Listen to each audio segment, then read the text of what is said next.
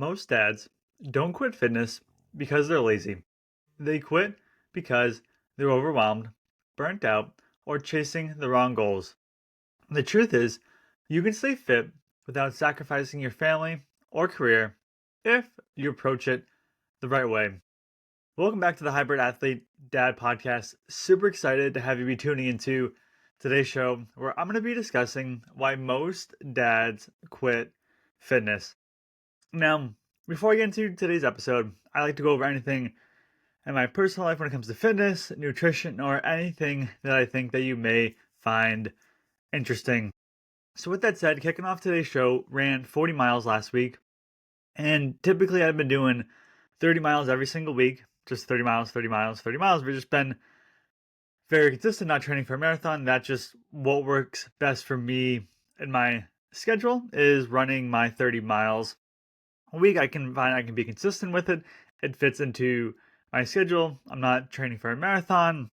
It allows me to still go out and run my half marathons that I enjoy running out. So had been running the 30 miles, and the way that it kind of worked out is I took Saturday off from running, and then when I took Saturday off from running, I I just hung around. I didn't do too much on Saturday, and by the time Sunday came around, I felt like I needed to move.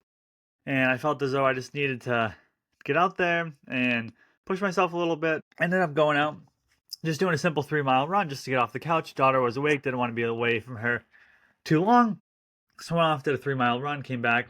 So started off the week, typically in my Garmin watch, the miles track from Sunday to Saturday. So every Sunday it restarts. So now I put myself 3 miles ahead, and I was kind of in a similar routine I had been that I was kind of trying to move away from of when I was interviewing for jobs where a lot of these interviews were early in the morning, and then it's difficult to go out and do a 5, 6, 7 mile run on top of a workout in the morning and then go through and do an hour interview where you're just getting peppered with questions or having to do presentations. It wasn't that it wasn't that easy. So I'd been splitting up my runs where I'd do like 2 miles on the treadmill, 3 miles outside, and to get my 5 mile run in. Once I got my job, realized I didn't want to do that anymore, but was just I think just running on the treadmill was just so ingrained at this point. It's I built it up over a habit over about 6 weeks, but I wanted to quit it. So started running on the treadmill again last week, but then also running outside. So I'd run 2 miles on the treadmill, 5 miles outside, 7 miles on the treadmill, 2 miles outside, 2 miles on the treadmill, 8 miles outside. And I realized I was like, well, I don't want to be done with my mileage on Thursday and then get into the habit of having to run every Sunday because I typically enjoy using Sunday as a rest day. So I was like, I don't want to get into that habit. And I was like, well, if I run, I believe it was if I was at 17 miles going into Wednesday, and I realized if I could run 10 on Wednesday, 8 on Thursday, all I'd have to do is run 5 on Friday. Is that math correct? 8, 5. Yeah, just thinking off the top of my head. Yep, that's 23 miles. That would get me to 40. Ended up working out that running those 5 miles on Friday were grueling, to say the least. Not in the sense that I can't run 5 miles, but I was pretty tapped out from running 35 miles all week. Thursday, I had gotten up early. I'd gone to the gym. I had ran 8 miles. I'd run 10 miles the previous day, 9 miles the previous day before that, and it was increasing my mileage. Just want to see if I could do it, honestly. And then come Thursday night is when I do my volunteer for our local ambulance service. So Thursday night comes around 6:45. Get our first call in. End up taking this gentleman to the hospital. We get back about 10 o'clock. Pretty exhausted. Basically come in, brush my teeth, take out my contacts, hop into bed. Hop into bed about 10:15, 10:30 alarm. Our pager goes off. Have to go out, get dressed real quick, go out again, pick up another gentleman from his house, bring him to the hospital, and end up getting back from that one about a little after 12. So I was already exhausted. Plus now I'm up a lot later than I usually am, which again I really don't mind. I enjoy doing it, but I just happen to be very tired this day. So ended up doing that. Ended up getting about probably 5.5 hours of sleep. Not the best. It's tough when you're already feeling a little sleep deprived. But ended up going out there and getting my run in. I did my typical Saturday route, did that on a Friday, got that done. So that felt great to get those 40 miles in. I think I'm going to turn it back to 30 miles just based on time, how my body felt. My goal is not to kill myself out there. I still want to be able to show up for my wife, for my daughter, for my job, for my side hustle, and enjoy my life. It's not my full-time job to be going out there right now and running. So I enjoy it. I don't want to get to a point where it's like, oh, I got to run 40 miles every single week. Where like 30 miles a week, typically running 5 to 6 days a week, depending on the mileage, depending on the day, and getting that done. And week said that's really what works best for me. But with that said, it was pretty wild watching the film Surrender by BPN, so Bare Performance Nutrition. They put on a film called Surrender. It was about an hour and a half. I actually watched it while I was on the treadmill. And I sort of think like maybe that pushed me to do these 40 miles, which is excuse me. Not that you really want to compare yourself, but it's wild where these two gentlemen. Gosh, I wish I could remember the exact mileage. I want to say it was more than 236, but I don't believe they got to 250. Somewhere in between 230 and 250. So to give you some context about this race, it's a last man standing race. So you run 4.2 miles on the hour. I believe it's 4.2.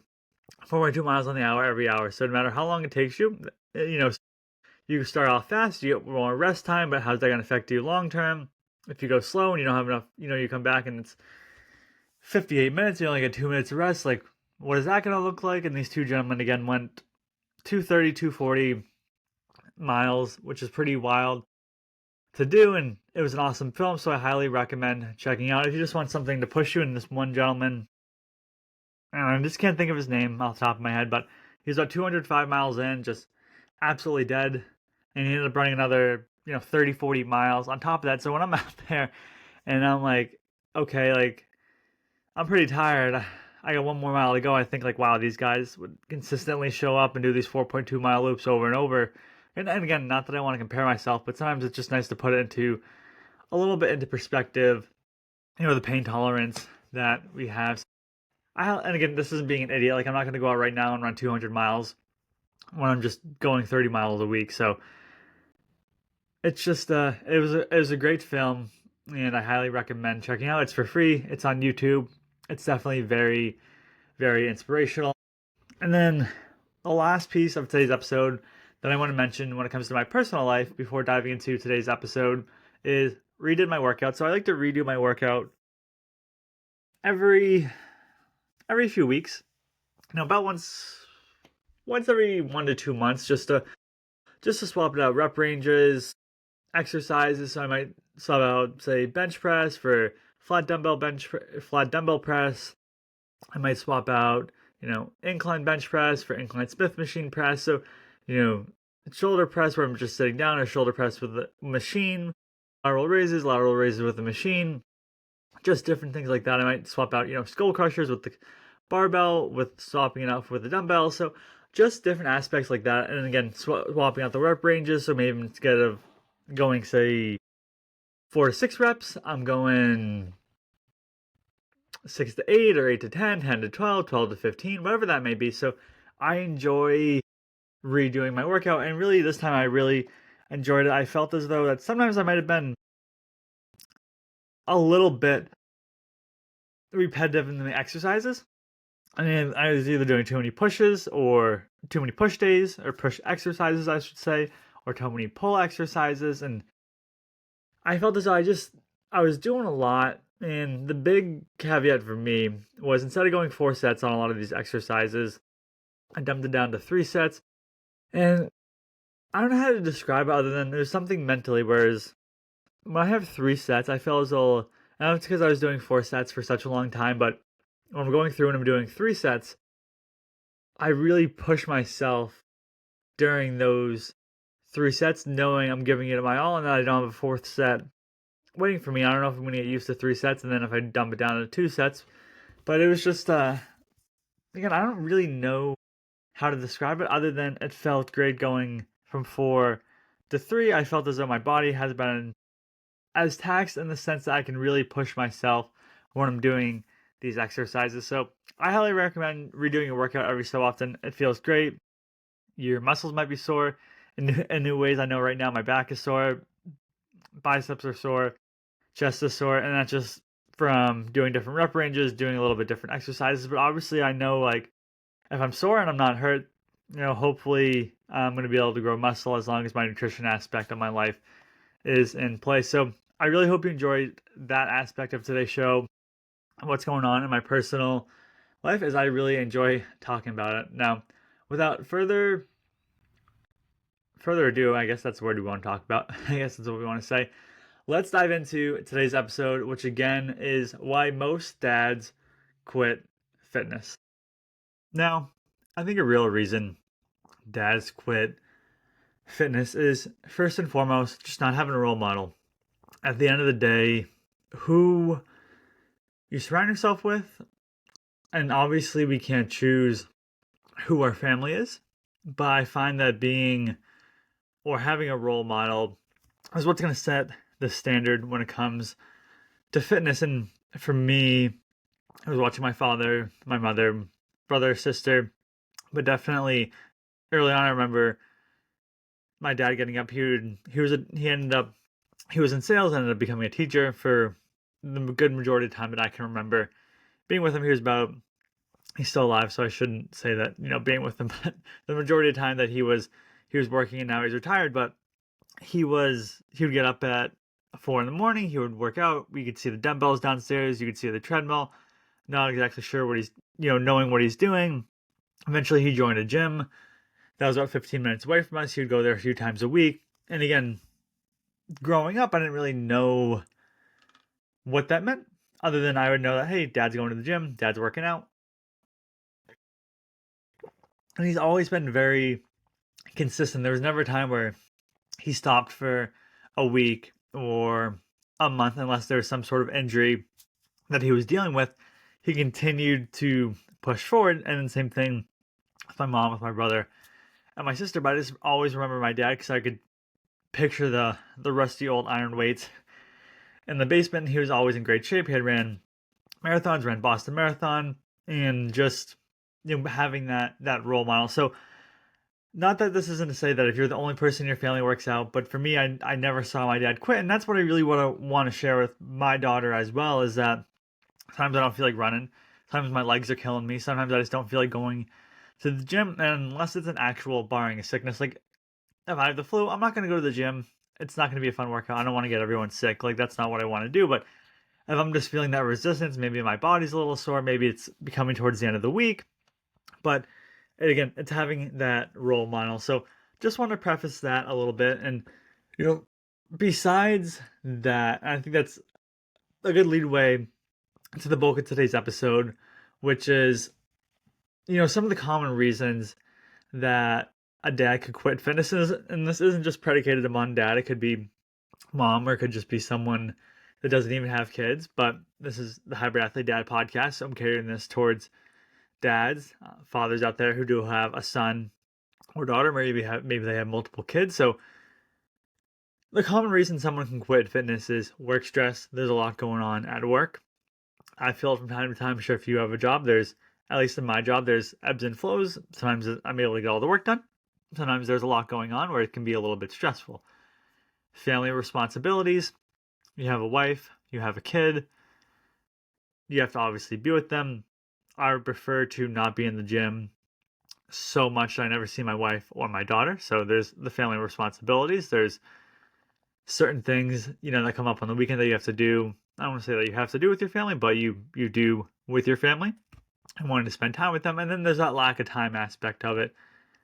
And I'd like to have a bravado and say like, oh, that's just an excuse. But there are people that just, it's hard to have time depending on your situation and what's going on, and maybe it's just not feasible for you. But again, I don't want that to be an excuse, but there are certain situations where someone may be actually lacking time and they can't get their workout in. I find that there could be a time crunch where it's balancing work, it's balancing spending time with your kids. So for me, it's like making sure that I'm doing a good job in my job, making sure I'm doing a good job in my side hustle that I've been doing for 8 years now, taking care of my daughter, spending time with my wife. Now we have another daughter on the way. Also, training. Training can feel impossible, whether that's training for a marathon or an Ironman or just going to the gym. And that's one of the reasons why I pulled back on training for an Ironman. And I don't want to make an excuse myself because it sounds lame, but I realized the amount of time that I would want to train for this event was just going to be taking time away from my business, from my family, and I just want to. I don't want to say like I'm going to put it off because who knows what could happen. I could walk out the door and get hit by a car, but it could feel impossible in the moment. So I looked at what I did when I did a sprint triathlon. Obviously, that doesn't for me that was a decent amount of training. But anyone you train a few months, a month or two, 3 months, you can go out and do that. But I felt as though I was just taking time away from my daughter. I was training on the weekends, typically twice a weekend, twice Saturday, Sundays. I was having to do longer bike rides and running. I still wanted to get my fitness in. Again, this isn't to make excuses. You can definitely go out there and train for it, but just where I am in my life with a young daughter, it seemed a little bit more difficult and it didn't feel like the right time right now to do this. And that can be said, and this isn't even working out, but I wanted to take an EMT course, and the EMT course met every Wednesday from 6 to 10 p.m. online, but you have to be on camera, and then every Saturday 9 to 5 from September to December. So you're looking at about 4 months there, and I signed up for it. I went to do the introductory course, or went to do like an info session, and realized like this is a lot of time that I'm spending away for my family. Where yes, I want to become an EMT, but I don't necessarily want to do it as a career path at the moment. So I made the decision, okay, I'm gonna hold off on this because like right now in this time in my life, this isn't a fit for what I'm looking to do. So there again, there's that time crunch and realizing like I don't want to make excuses. I still want to achieve goals and dreams, but I also have to be realistic in the sense of what matters most to me. And for me, that's spending time with my family. So I have to look at anything that takes away from time with the family, like how important is it? And that's always, what I'm thinking in my head. There's, these unrealistic expectations you can have when it comes to working out. You can be going too hard, too fast. I'm sure we've all seen someone that say they're overweight and they toss out all the junk food in their house. They start going to the gym 5 days a week, 6 days a week. They're running a lot. They're doing too much, too fast. Or maybe you're chasing that bodybuilder routine where you're trying to get as jacked as possible. And with that bodybuilder routine, like, okay, like I haven't developed muscles where, for someone like myself, that's natural. That doesn't take any supplements other than taking creatine and like your regular multivitamins and whatnot. And, focusing on my protein intake, it can take quite a while to build muscle, especially in the beginning. You might get a nice little bump, but over time, that may be something that you look at and like, oh, like I don't have a six pack, or I'm struggling bench pressing. It can take a very long time to develop these routines and to have these aspirations. I'd say there could be a lack of support, and I hope that this isn't something you encounter, but I'm sure it is. That's out there where your spouse, your family members, they just don't understand the commitment. You tell someone you're running a marathon, they look at you like you got 5 heads and that you're absolutely crazy. And I mean, that's how I felt, but I still wanted to go out there, and I still wanted to do it. And I find that you got to make sure your family's involved with it. Like when I came to the EMT course, talking it over with my wife, just felt as though like now's just not the time to do it, and knowing like what the commitment is going to be, and maybe finding another course that's offered somewhere else. So again, that's obviously doesn't have to do with fitness, but it's just having that lack of support from the family, having that all or nothing thinking where you might think, okay, like I missed a week here, I feel like a failure, I'm going to stop going to the gym. And it goes back to that resistance where you skip a workout here, you skip a workout there, you don't think it's a big deal, then over time you start to skip more and more, and then next thing you know, you haven't done it anymore. And, how many times have you built up a habit and then you stop doing it for a week or 10 days, and the next thing you know, you start to forget about it, and then that becomes the end of that. And that's not what I want you to encounter when it comes to fitness, because sometimes I do miss a workout, and not that I want to do that. I try to make the best of it. So, like, as an example, last week I was on a EMS call, so I had 2 calls come in. Was basically out from about 6:45, 7 to a little after 12 p.m. Was already, pretty sore from the week, as I mentioned a little bit earlier, and still got up, still went out, did a 5-mile run, and came back and I had 30-pound dumbbells, so I was able to do some workouts. My Friday workouts are biceps and chest, so I was able to go in the basement and use those dumbbells where, yes, I didn't get the opportunity to go to the gym, but I was able to still get a workout in that day. Now, when it comes to the cost of quitting your fitness, you can think physical, so obviously loss of strength, energy, and health. I can tell you, if I don't work out, if I'm on vacation for a few days and I don't work out, my energy levels are down, I don't feel great overall, and I feel as though I just need to get back in the gym. Obviously, the mental aspect of it, which is I find when I don't work out, I encounter more stress, I have less resilience, even the decreased confidence part of it. I mean, when I go out and I am, I don't say limping through a run, but legs have been pretty sore this week after last week's, and it's not easy, but I show up and I get it done. I find that increases my confidence. Where you strip that away from me, I don't know what would happen, but I do enjoy the confidence aspect of it. And then when it comes to your family, I mean, it could be harsh to say, but your kids lose a role model of health and grit. Like, I want my daughter to see what I put into my body. I want her to see me working out. I want her to see me doing races. I want to have her see me running and just becoming that role model for her. And then she loses it. Like, maybe I never would have had an interest in running if I had never saw my dad running, or, didn't know anyone that had done it. So lose that role model. And I don't want to lose that for my daughter. I want to be that role model for her. Now, excuse me, taking a sip of water. When it comes to staying in the game long term, when it comes to fitness, it's having sustainable training.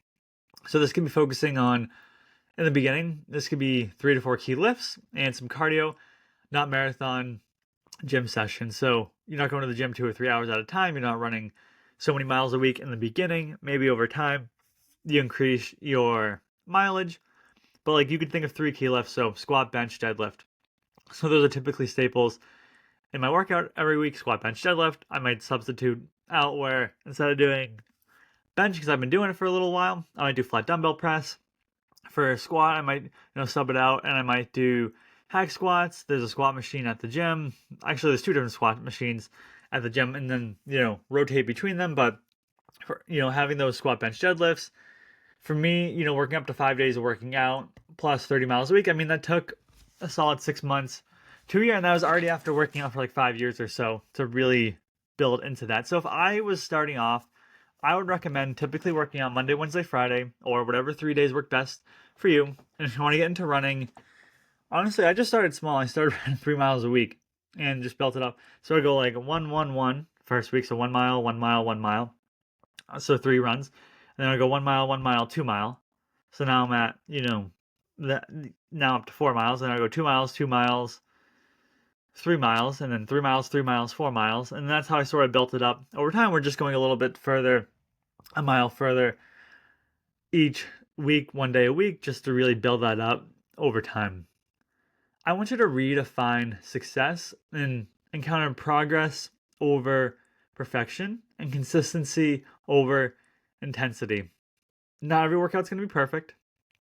And when it comes to intensity, I mean, again, I've talked about it before. I can go on, I can listen to David Goggins, and that's going to pump me up. But at the end of the day, it's going to be my consistency that allows me to go to the gym day in and day out. I want you to schedule smarter. So whether it's a quick at-home workout, like I was mentioning what I had done, or it's making sure that you work out early in the morning, maybe it's going to bed a little bit earlier, maybe it's on your lunch break, depending on what you have on your lunch break, depending on where you work. Obviously, that's up to you. But just planning around a schedule that works best with you and a schedule that you know that you can stick to. Include the family. For me right now, obviously our daughter's a little young. She's a little over 2. But taking her to the races, she can see me running. She can see me running when I come home. Sometimes she sees me come home with my gym bag, and again, she doesn't know what I've been doing at the gym. But it's just starting to include her. Maybe as she gets older, maybe I do more stroller runs with her. Maybe I get her into races where she's running like say 100 yards and different aspects like that. So over time, I want to include my daughter into more of these races. And if it's hard for you, find an accountability partner. I mean, there are a number of people at my gym I see that are typically working out with someone else. So this could be someone that you show up with every time, or maybe it's a group. There's even group sessions that you have at the gym. I find that the group sessions, if you pay for it, you're not going to want to back out of it because you invested your money into it. Maybe it's having a fitness coach. I see people at the gym with fitness coaches. So maybe find that accountability. Over time, I found that you don't really need it because you just build up that habit. But early in the beginning, it is nice having that accountability partner. Now, when it comes to your mindset, stop comparing yourself. It's easy to go online, social media, any platform at the gym, and there's people that are going to be faster, stronger, put up more weight. But there's also going to be people that are slower, that don't have as much muscle, that can't put up as much weight. And I like to think of it as like almost like a financial aspect of it. There's always going to be someone that has more money than you, and there's always going to be someone that has less money than you. Unless, let's say, you're Elon Musk or Jeff Bezos, and you have hundreds of billions of dollars. So just stop comparing yourself. Like, we're all on this journey, and we're all on this journey on our own. So there's no need to compare yourself to where someone is. I want you to think in decades, not weeks. Where it's like, oh, I missed a workout, or something came up, or I injured myself and I have to take a few days off. Like, is it really going to matter in a decade that you took off a few extra days because you pulled your hammy? Actually, I would say if you pulled your hamstring, you might need to take off more than a few days. But think about like what you're building for the long term and the habits that you're building over a decade, where in a week, like, you might not see much progress, or in a month you might not see much progress, but in 10 years, do you think you're going to see much progress? I would guess that you would. I want you to view fitness as a fuel for fatherhood, not competition with I don't want you to think that by you working out and you running that it's taking away from other aspects of your life. I want it to just be this fuel that you take in that's going to make you a better person all around. Now, dads, I want to reassure you that you don't need to be perfect. You just need to keep showing up. Keep showing up for your family, keep showing up for the gym, keep showing up for your responsibilities, and just be very consistent and present. Now, I hope you enjoyed today's episode on why most dads quit fitness. I hope you tune into next week's episode where I discuss building mental grit through small wins.